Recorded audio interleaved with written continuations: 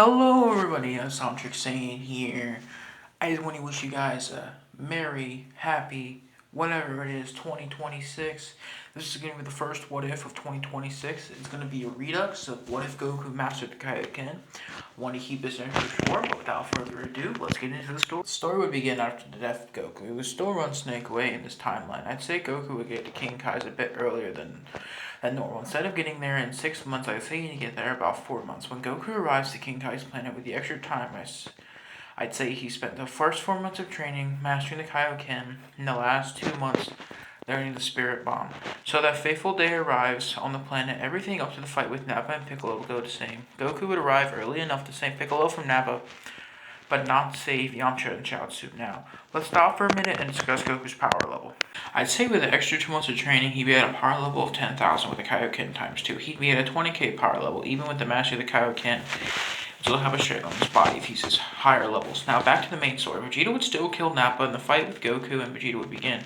I'd say the fight would go normally up to the beam clash since Piccolo was alive. When Goku would fire his Kaioken Kamehameha, Piccolo would fire Masenko alongside him, as well as Gohan with his own attack and Krillin also firing a Kamehameha. I'd say combined together they would be able to overwhelm Vegeta. So in this timeline, Vegeta doesn't go Great Ape or lose his tail. He'd be just as damaged as the main story of Vegeta. Vegeta would still retreat, as the crew would still go to Namek to revive Yamcha.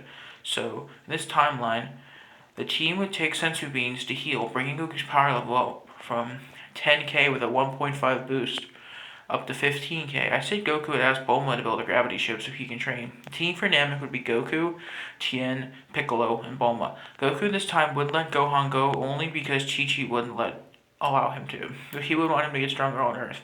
So, Krillin would stay behind at the request of Goku to train his son. So the team would depart. So let's discuss the power levels of the group over the next 34 days of training. Goku before the training is at 15,000 power level.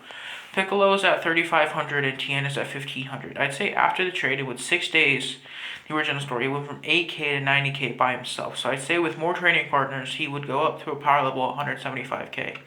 Piccolo would be at 135k, and Tien would be at a power level of 118k. Also, let's just discuss the power level of Gohan and Krillin's power level for a minute. While Goku and the Namek team is gone, they spent the time training. Gohan would go through the same training Goku did as a kid. Before the training, he'd be at a power level 981, and Krillin's is 1770. After their training, I'd say about a week worth of training for now, just because of, Chi-Chi. His Gohan's power will be at 3,500 and Krillin's will be at 6,500. This would happen while the team is on their way to Namek. Now back to the main story. The team would arrive on Namek. I said everything happens the same way up to the fight with Dodoria. Piccolo and Tien would retreat with Dende, as Goku would say to fight to test his strength. Goku would dog walk him. So I say everything would go normally up to arriving to Guru's house. This time Goku, Tien, and Piccolo get their potential unlocked. Haven't really mentioned Vegeta yet much in the story, so let's cut to him. I say his power level is a bit higher than normal since he has his tail. He'd be at a 30k when he first gets to Namek, so everything for him would go normally. Besides him not encountering the Goku and the Dragon Team right away, he would be stronger than Zarbon and he would kill him. So the boost of the Dragon Team from Guru would be about a 1.8 times boost. Goku would go from 175k to about 315k. Piccolo would go from 135k to 243k, and Tien would go from 118k to 12k, so Frieza would still call down the Ginyu Force. That's when Vegeta would first encounter the Z Fighters this time. So the fight with Ginyu Force would still go to the same. Ginyu this time would still take Goku's body, yes. Goku may be stronger, but I still think he would fall for Ginyu's body change trick. So Ginyu Goku fight would go relatively the same. So Vegeta would bring Goku to the healing pod, as Vegeta would still take his power nap, as Tien would fight Frieza, and Piccolo, since the dying nail, he would have fused with Piccolo. Piccolo's power level would have jumped up to 2 million by the time Piccolo arrives. Tien has already pushed Frieza to his second form. As he began the struggle, Piccolo would jump in as they both began to jump Frieza. As he was pushed to his third form, Vegeta would wake up to join the fight. I'd say he slept just a bit longer, that's why he wasn't able to help Tien against the fight.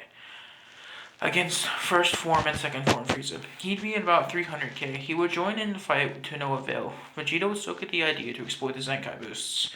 So Tien would take the chance to mortally wound Vegeta, while Piccolo held off Frieza, so Dende would heal him. Vegeta's power level would jump up to 2.9 million. He would jump in, pushing Frieza to his final form. Frieza would kick Vegeta away into a mountain as Tien would leave with Dende to use the Dragon Balls. As he dragged Piccolo along, leaving Vegeta on his own. So by the time Goku wakes up, he would find a pair of Saiyan armor since his clothes were destroyed during the fight with Captain Ginyu.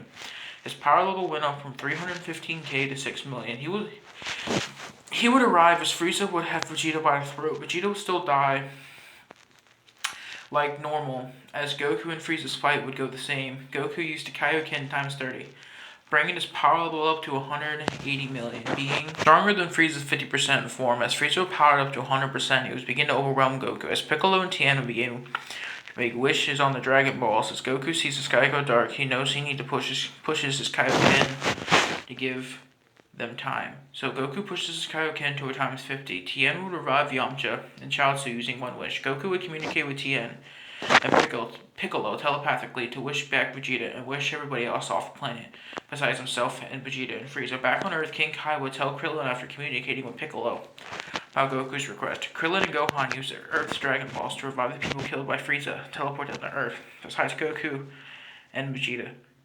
So Tien and Piccolo would make one last wish to heal Goku to 100%, as Guru would die and the revived Namekians.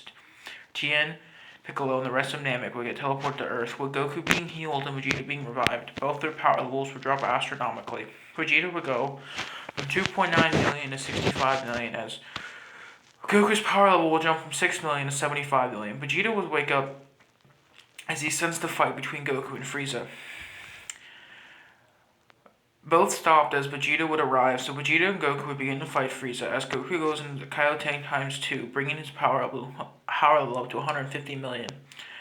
As they begin to overwhelm Frieza, Frieza would throw a death ball into Namer's core, so one final attack. Vegeta would fire a Gallic gun, and Goku would fire a times 4 Kaioken Kamehameha. As the final blast would end Frieza for good, it absolutely destroyed Goku's body, leaving him limp. Vegeta would drag Goku's limp body towards Frieza's ship, putting in random coordinates. No Mecha Frieza, but a King Cole on his way to Earth. On next time, on What If Goku Mastered the Kaioken. Happy New Year's, everybody. I hope you guys enjoyed What If Goku Mastered the Kaioken Redux. I'm just going to say happy 2026, and if you guys enjoy this series and want more parts, just let me know. I'm Omnitrix saying, and this is goodbye, guys.